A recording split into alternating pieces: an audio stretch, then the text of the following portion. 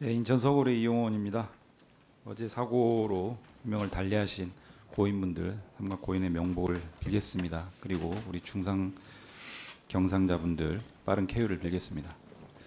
이재명 정부의 산업안전보건 정책의 기조는 처벌 만능이 아니라 철저하게 예방을 통해서 미연에 방지하겠다.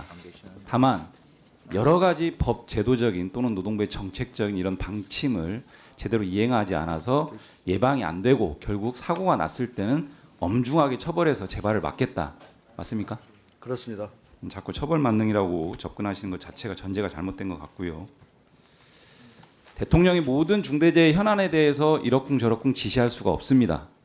대통령은 대한민국이 전체 정책을 총괄하는 위치에 있기 때문에 소관 장관인 고용노동부 장관이 필요한 조치를 취하는 것이 일반적인 정부의 역할들입니다. 오히려 윤석열은 국민의 생명과 안전이라고 하는 산업안전 정책에 대한 제대로 된 지침조차도 제시하지 않고, 또 우리 존경하는 박홍배 의원께서 말씀하신 것처럼 윤석열 정부에서 이 철도공사, 밀양, 작년에 구로 이런 사건 났을 때 우리 국토부 장관에 대해서 문제 삼은 적 있었습니까? 중대재해처벌법상 이런 사고에 대해서 이 소위 처벌 대상인 국토부 장관은 사업주에 해당되지도 않고 지배관리 운영에 책임이 있는 경영 책임자 등에도 해당되지 않기 때문에 법리적으로 처벌 대상에 해당되지 않는다, 이렇게 보여지는데, 물론 정치적으로 정부 책임자로서 이런 부분들에 대해서 재발을 막는 책임은 정치적 책임을 포함해서 분명히 있는 건 맞지만 그건 좀 구분해서 얘기해야 될 거라는 말씀 좀 드리겠고요. 저는 이번 사고를 보면서 굉장히 좀 충격적이었던 게, 첫 번째, 공공기관입니다. 가장 모범적인 사용자로서 역할을 해야 될 공공기관에서 벌어졌다. 두 번째, 대규모 사업장입니다. 철도공사 굉장히 큰 공기업입니다. 안전보건 관리 체계를 철저하게 모범적으로 구축해야 될 이런 그 대규모 사업장에서 벌어진 부분이고요. 세 번째, 매우 후진적 재해입니다. 네 번째, 이런 후진적 재해가 최근 몇 년만 해도 반복되고 있습니다. 문제가 있어도 심각한 문제가 있는 겁니다. 다섯 번째, 소위 위험의 외주화라고 하는 부분들이 이번 사고에서도 보여지는 거 아닌가, 이런 생각이 듭니다. 우리 대한민국의 노동 현장에 소위 탄광 속 카나리아는 도대체 누군가, 이런 생각이 들 정도로 굉장히 충격적인 사건입니다. 이번 사건만이 아니고 최근래 그리고 지금까지 우리나라 산업재해 현실을 보면 매우 심각하기 때문에 근본적인 대책을 마련해야 됩니다. 장관께 한번 여쭤보겠습니다. 산업재해와 관련된 이런 사건, 개별 사건에 대해서 쫓아가고 메시지를 내는 것도 중요한데, 지금 고용노동부와 장관이 더 중요하게 해야 될 부분들은 종합적이고 근본적인 대책을 시급하게 마련하고 추진하는 겁니다. 준비하고 계신가? 네, 준비하고 있습니다. 9월 중으로 9월 하여튼 중순 이전에 범전부 대책을 마련해서 발표하겠습니다. 최대한 빠르게 좀 준비해 주시면 좋을 것 같습니다. 준비하겠습니다. 준비하고 있습니다. 노란봉투법과 관련해서 여러 가지 얘기들을 하시는데요. 참고적으로 76%의 국민이 노사 갈등이 심화될 것이다라고 하는 이 발표는 대한상의가 여론조사를 했던 사안이라는 거 먼저 좀 짚고요. 과거 정부에서 못했는데 이번 정부에서 왜 하느냐, 이건 말이 안 되기 때문에 더 이상 설명하지 않겠습니다. 사회적 공론화가 이루어지고 충분한 논의가 이루어지면 시대의 변화에 따라서 당연히 법 개정할 수 있는 거죠. 사용자 정의와 관련해서 하청 노동과 하청 사업에 관여하는 원청에 대해서 사용자로서 책임을 져라. 책임지기 싫으면 관여하지 마라. 관여했으면 그에 상하는 책임은 져라. 이게 노란봉투법의 사용자 정의 개정 내용 아닙니까? 그렇게 이해하고 있습니다. 근데 그것조차 책임 안 지겠다라고 하면 너무 이기적인 거 아닌가, 이런 생각이 좀 들고요. 노동쟁의 정의 조항은 교섭을, 대화를 많이 하자라는 취지로 이해가 됩니다. 그래서 통상 대화 촉진법으로 얘기되고 있죠. 그렇게 이해합니다.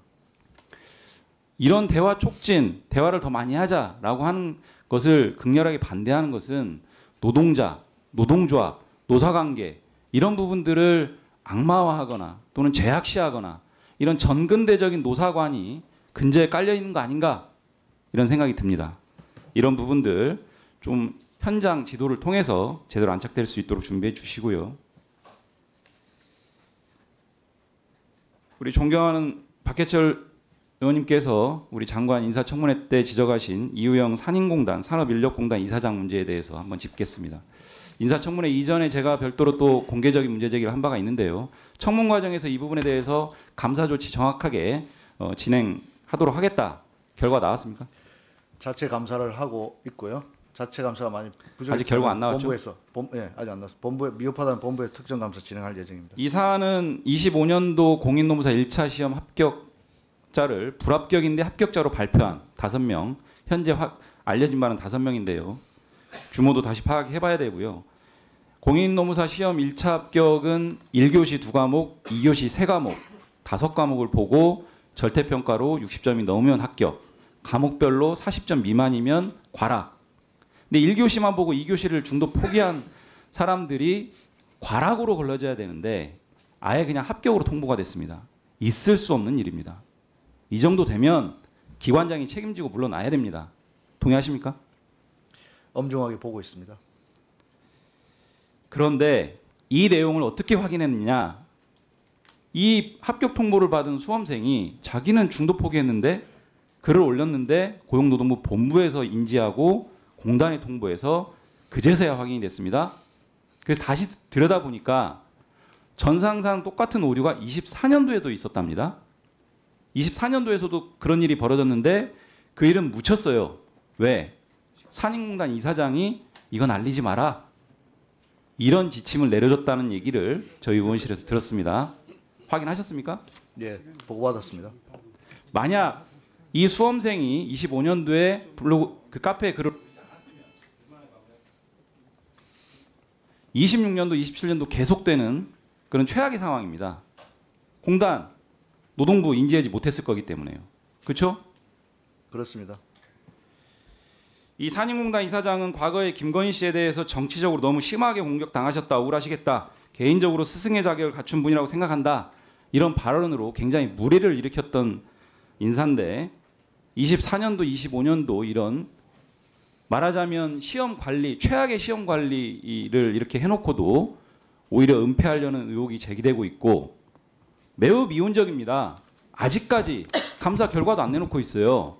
본인이 책임져야 될 사안인데 고용노동부 이거 계속 지켜만 보고 있을 겁니까?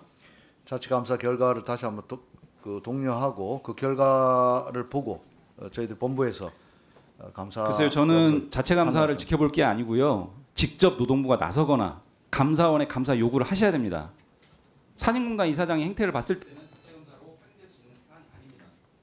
24년도, 25년도 건에 대한 실체, 규모, 원인, 책임 소재, 재발 방지에 포함해서 전방위적으로 감사 또는 감사원 요구를 하시면 좋을 것 같습니다. 예, 말씀하신 부분 잘 검토하겠습니다.